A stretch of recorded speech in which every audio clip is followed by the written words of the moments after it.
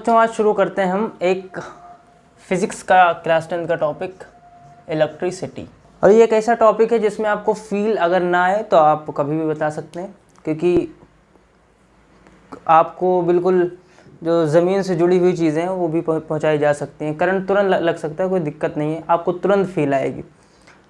लेकिन आप अभी बहुत छोटे हैं, फील लेने वाली बात नहीं है। अभी आपको कॉन्सेप्ट ही क्लियर नहीं है कि क्या करना है क्या नहीं करना है।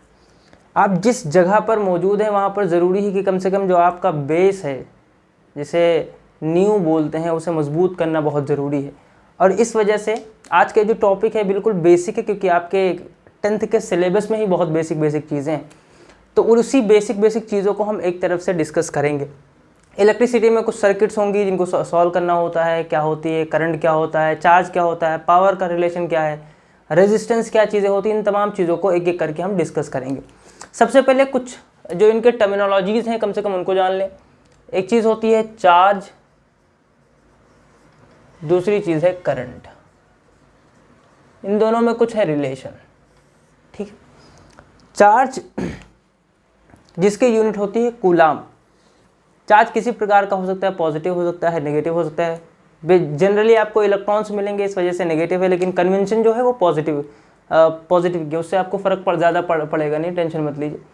करंट जो होता है, करंट होता है basically rate of flow of charge, इसे बोलते हैं करंट। अब आप ये क्या होता है rate of flow of charge. Suppose करिए एक कंडक्टर है, एक कंडक्टर जो अच्छा बना नहीं है, एक कंडक्टर, इसके अंदर हमारे जो इलेक्ट्रॉन्स है, जो भी चार्ज हैं, वो क्या कर रहे हैं, फ्लो कर रहे हैं।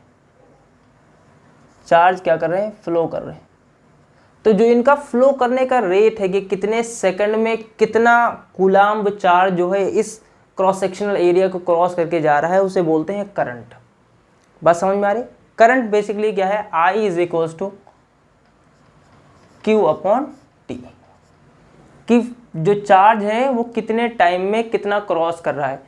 एक एम्पियर करंट को अगर हम डिफाइन करना चाहें तो इसका मतलब कि एक सेकंड के अंदर एक कूलाम्ब चार्ज, अगर एक कूलाम्ब चार्ज जा रहा है तो उसे बोलेंगे वो एक एम्पियर है। ये होती है करंट की बेसिक डेफिनेशन। और यही है कि अगर किसी कंडक्टर में करंट फ्लो, चार्ज फ्लो हो रहा है तो वो क्या, वहाँ पर क्या बोलेंगे कि यहाँ पर करंट हमें मिलेगी जिस रेट पर वो फ्लो हो रहा होगा आपका चार्ज। सिंपल चीज़ें ये आपको समझ में आ रही होगी। अगली एक और चीज़ आपको मिलेगी पूरे थ्रू आउट दिस चैप्टर, जिसे बोलते हैं वोल्टेज। और वोल्टेज आप देखे भी होंगे कि वोल्टेज डाउन हो गया, वोल्टेज अप हो गया, ऐसा आपने सुना भी होगा। डेली लाइफ में आप सुनते हैं, ये है क्या। वोल्टेज की जो बेसिक डेफिनेशन है वो ये है कि जितना भी ये चार्ज जो है, चार्ज को यहाँ से यहाँ पहुँचाने में जितना एनर्जी की ज़रूरत पड़ती है, जितनी एनर्जी की ज़रूरत पड़ेगी यहाँ से यहाँ पहुँचाने में, उसे बोलते हैं वोल्टेज। अब सपोज़ करिए कि आपको एक प्लेन सरफेस पे चलना है, ठीक है। वहाँ पे चलने के लिए आपको कुछ एनर्जी की ज़रूरत पड़ेगी। मैं अगर आपसे बोलूँ कि आपको थोड़े से टिल्ट चीज़ों पे चलना है, जब जिसे बोलते हैं पहाड़ी पे अगर चढ़ना है, तो वहाँ पर थोड़े आपको ज़्यादा एनर्जी की ज़रूरत पड़ेगी। तो जो आप एनर्जी आप ये प्रोवाइड कर रहे हैं, इसी को बोला जाता है क्या, वोल्टेज। कहाँ, यहाँ पे, कि जो इस चार्ज को, जो भी चार्ज है, इसको जो फ्लो करवाना है, जो फ्लो करवाने में जो एनर्जी लग रही है, जो एनर्जी लगती है, उसे बोलते हैं वोल्टेज, ठीक है। तो जितना वर्क होता है एक हमारे चार्ज को फ्लो करवाने में, उसे बोला जाता है वोल्टेज। ऐसे आप इसे समझ, ठीक है। तो अब बेसिकली जो आपके कोर्स में है वो चीज़ें हम पढ़ते हैं। इन ये छोटी चीज़ें अगर आपको समझ में आ गई, चार्ज क्या है, करंट क्या है, वोल्टेज क्या है, छोटी चीज़ें हैं, इनको आपको समझ में आ गई होंगी। तो इनसे कुछ चीज़ें रिलेट होती हैं जो हमें पढ़नी है। बेसिकली हमें बनानी है कुछ सर्किट्स, और उन सर्किट्स में हमें थोड़ी सी स्टडीज़ करनी है करंट की, वोल्टेजेस की और रेजिस्टेंसेस की। ये तमाम चीज़ें आपको क्या है धीरे धीरे। अच्छा, रेजिस्टेंस भी एक चीज़ बचा है। रेजिस्टेंस होता है रेजिस्टेंस वो चीज़ है जो करंट को फ्लो करने में बाधा डाले, जो अपोज करे करंट को, उसे बोला जाता है रेजिस्टेंस।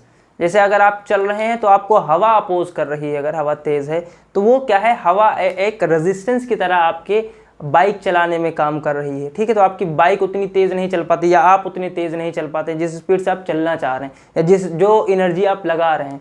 तो यहाँ पर आपको थोड़ी सी और एनर्जी पुश करने की ज़रूरत पड़ती है। वही वोल्टेज का काम है कि यहाँ पर वो एनर्जी आपको प्रोवाइड कराए, यही है रेजिस्टेंस। ये छोटे छोटे जो टर्म्स आपके यूज़ में आएंगे वो तमाम टर्म्स यहाँ पर क्या है, लिखे हुए हैं। ठीक है, चलिए अब यहाँ पर कुछ हमारे लॉज हैं। एक ही लॉ पढ़ना है आपको, ओम्स लॉ। और ओम्स लॉ ने क्या किया था वो आप देखिए, सिंपल चीज़ें हैं और ओम्स लॉ हर जगह वैलिड है। उन्होंने बताया कि वोल्टेज और करंट जो है वो आपस में प्रोपोर्शनलिटी रखते हैं। मतलब अगर हम वोल्टेज बढ़ाएंगे तो करंट क्या होगी, बढ़ेगी। अगर वोल्टेज घटाएंगे तो करंट क्या होगी, घटेगी। और ये कैसे घटते और बढ़ते हैं, लीनियरली घटते बढ़ते हैं। मतलब अगर आपने थोड़ा भी बढ़ाया है तो वो उसी हिसाब से बढ़ेगा।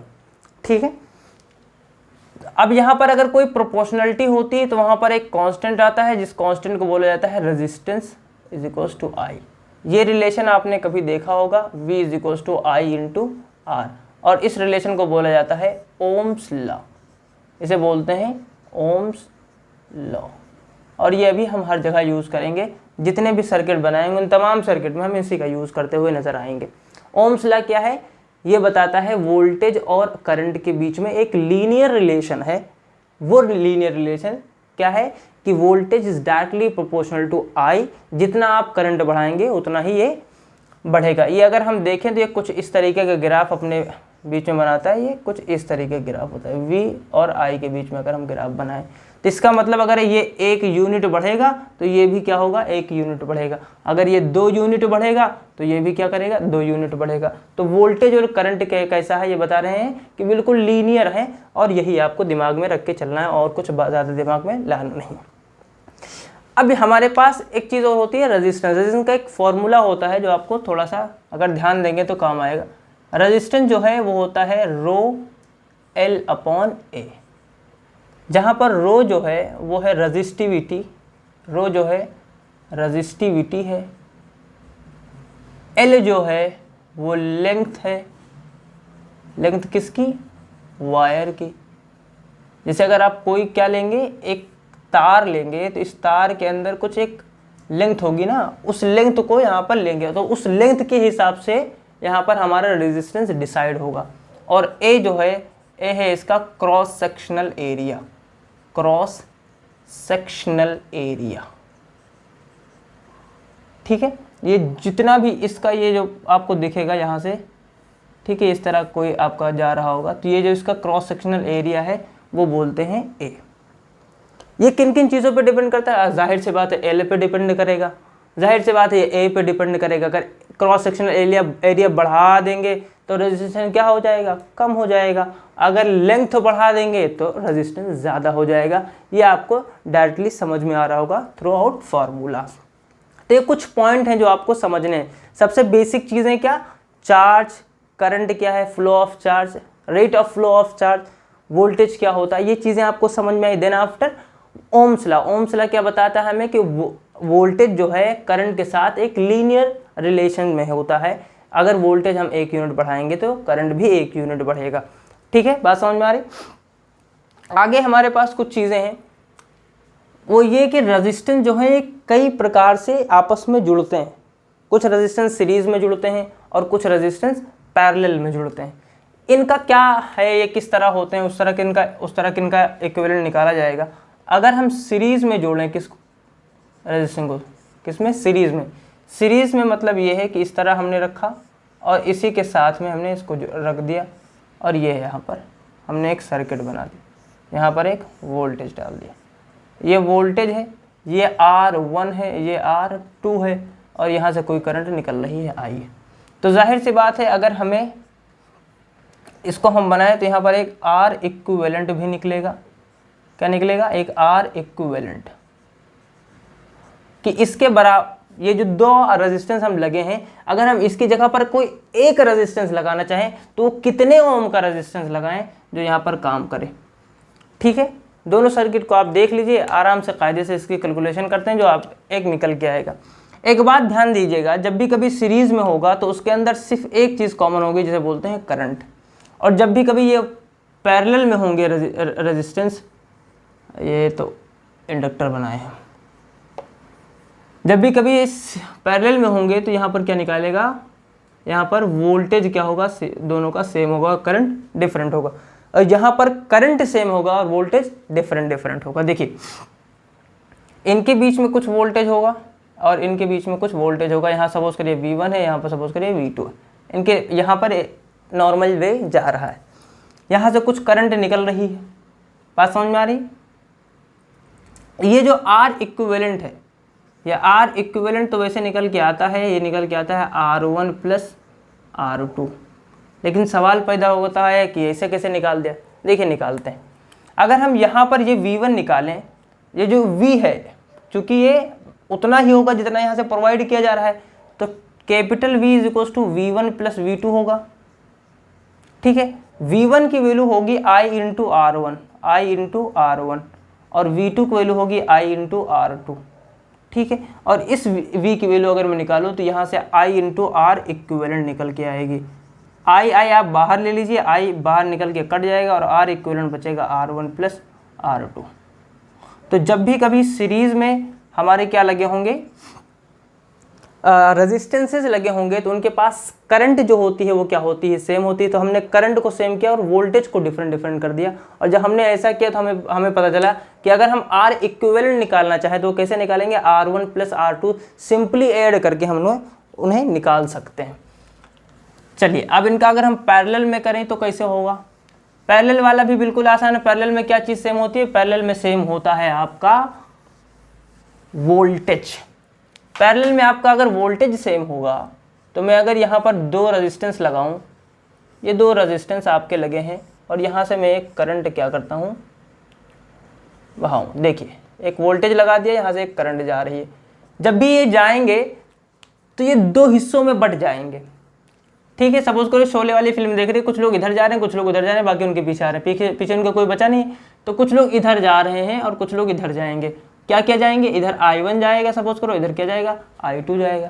लेकिन अगर इसका वोल्टेज V है तो इसका वोल्टेज भी कितना होगा, V होगा, और इसका वोल्टेज भी कितना होगा, V होगा। तो इनके बीच में क्या सेम होगा, वोल्टेज सेम होगा। तो अगर मैं यहाँ पर एक इक्विवेलेंट सर्किट बनाना चाहूँ तो यहाँ पर एक इक्विवेलेंट सर्किट कुछ इस तरह बनेगी। ठीक है, जहाँ पर V है, इधर से I निकल रहा है और ये क्या है, R इक्विवेलेंट। ये है R1, ये है R1 और ये है R2। ठीक है, चलिए अगर मैं यहाँ पर लिखूँ इस I की वैल्यू होगी I1 प्लस I2। इस I की वैल्यू होगी I1 प्लस I2। I1 की अगर मैं वैल्यू लिखना चाहूँ तो यहाँ पर वोल्टेज है V, और अगर इसको होता है V is equals to I, R यही होता है, और हमें I की वैल्यू चाहिए तो I की वैल्यू होगी V अपॉन R, राइट। तो I1 की वैल्यू यहाँ पर वोल्टेज कितना V, और R कितना है, R1 है। I2 की वैल्यू V और R कितना है, R2 है। यहाँ पर मैं अगर I की वैल्यू निकालूँ तो V अपॉन R इक्विवेलेंट। तो यहाँ V आप कॉमन लेंगे, वो कट जाएगा और R इक्विवेलेंट बनेगा 1 upon R1 plus 1 upon R2। और कंटिन्यूएशन में ये तब तक जाएगा जितने भी यहाँ पर रेजिस्टेंस किसमें लगे होंगे, पैरेलल में लगे होंगे।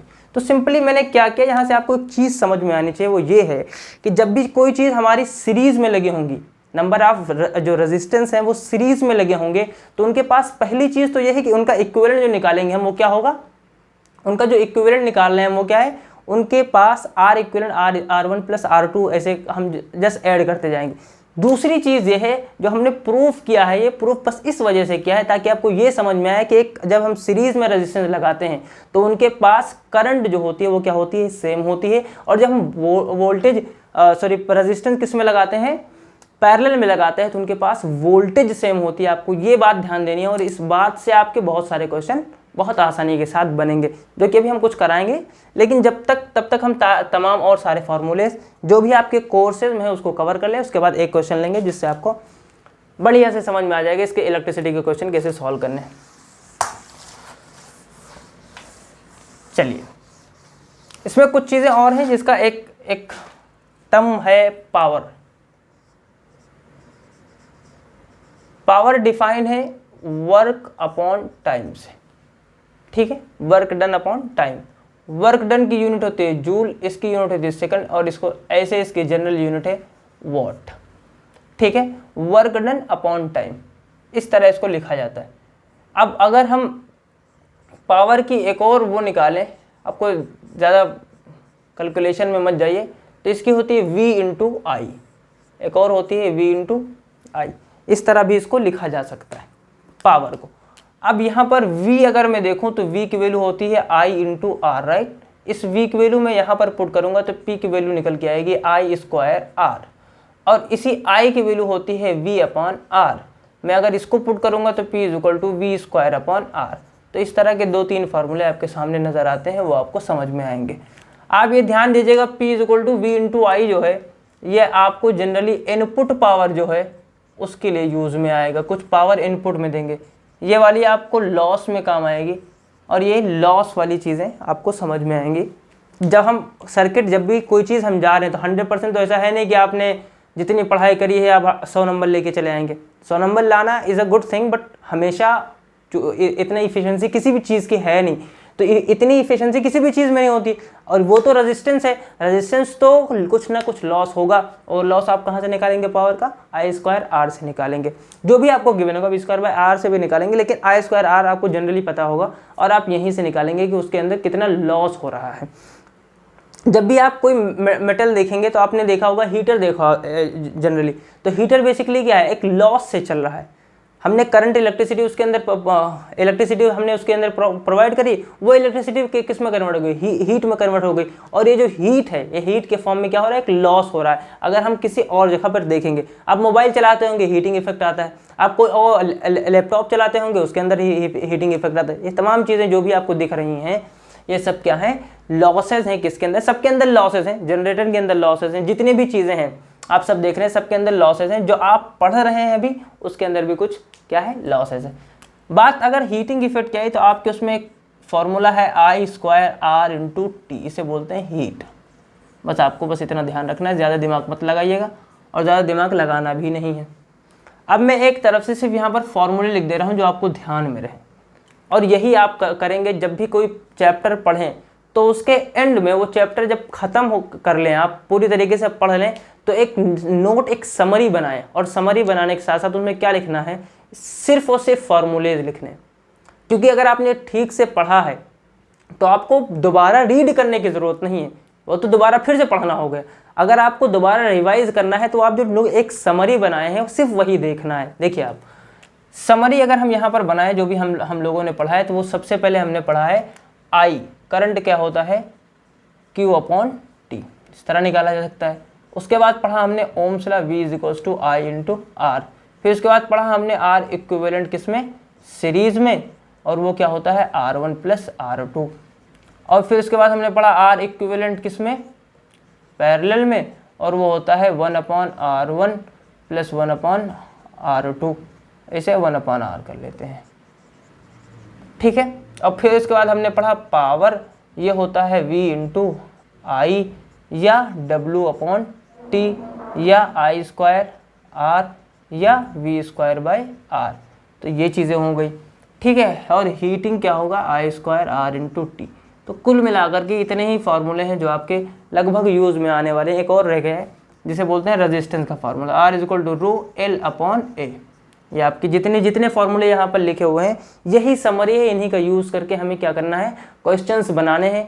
आप कुछ क्वेश्चन बनाइएगा, और जो डाउट होंगे वो आप कमेंट सेक्शन में बताइएगा। Thank you very much.